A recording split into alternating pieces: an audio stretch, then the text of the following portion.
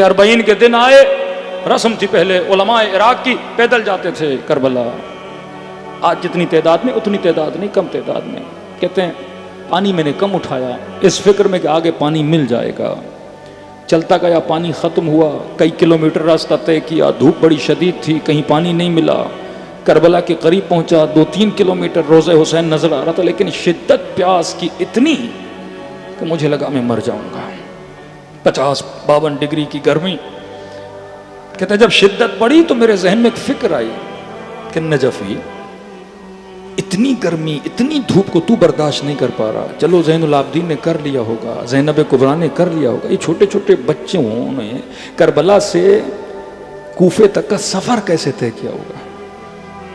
کہتا یہ سوچا تو مجھے خدا نے ایک مکاشفہ دکھایا، آنکھوں سے پردے ہٹے اور میں نے اچانک دیکھا کہ شام غریبہ حسین میں کربلا میں ہوں. دیکھ رہا ہوں کہ خیموں کو آگ لگائی جا رہی ہے، چھوٹی چھوٹی بچیاں توڑتی ہوئی نظر آ رہی ہیں، اور ان بچیوں کے پیچھے ایک بی بی ہے جو ان کے کرتوں کی آگ کو بجھاتی ہوئی نظر آتی ہے. اتنے میں مجھ سے کہہ رہے برداشت نہیں ہو، میں دوڑنے لگا کسی بچی کو تھاموں اور اسے خیمے کی آگ سے بچاؤں، لیکن جتنا دوڑتا تھا میں ان تک پہنچ نہیں پاتا تھا. کہتے اس عالم میں اتنا دوڑا کہ اس راستے کے پتھر جو بھی تھے میرے پاؤں میں لگے، میرے پاؤں خونم خون ہو گئے، یہاں تک میں بے ہوش ہو کے گر گیا. جب آنکھ کھلی تو میں نے خود کو کربلا کی گلیوں میں پایا. اب رونا تھا جو رکتا نہیں تھا، آنسو تھے جو تھمتے نہیں تھے.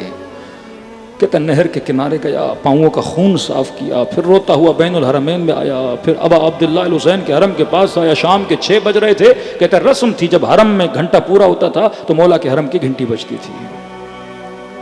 کہتا میں روئے جا رہا ہوں، بار بار وہ منظر یاد آ رہا ہے کہ خیموں سے بچیاں کیسے نکل رہی تھیں. کہتے جب یہ گھنٹی بج رہی تھی نا تو مجھے گھنٹی کی آواز نہیں، مجھے حسین کی آواز آ رہی تھی، حل من ناصر، حل من ناصر، حل من ناصر، ہے کوئی مجھ غریب کی مدد کرنے والا. کہتا میں فکر میں پڑ گیا کہ مولا آج تک آواز دے رہے ہیں حل من ناصر. کہہ رہا اتنے میں حرم حضرت عباس کی گھنٹی نے بجنا شروع کیا، لیکن وہاں بھی مجھے گھنٹی کی آواز نہیں آ رہی تھی، آواز آ رہی تھی لبیک یا مولائی، لبیک یا مولائی. مولا جب جب کہو گے حل من ناصر، عباس تجھے آواز دے گا لبیک یا مولائی. میں نے کہا غازی 1400 سال گزر گئے، آج بھی اگر حسین کہہ رہے ہیں حل من ناصر، تو ہی آواز دے رہا ہے لبیک یا مولائی.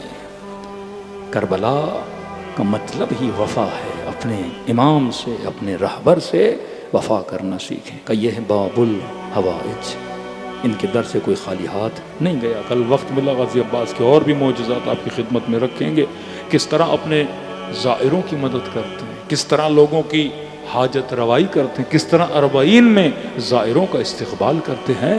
یہ ہے کربلا. کربلا 1 قدم آؤ 10 قدم تمہاری طرف آتے ہیں. دلوں کو کربلا لے جائیں، سلام کریں ایسے جیسے سکینہ نے اپنے بابا کو سلام کیا.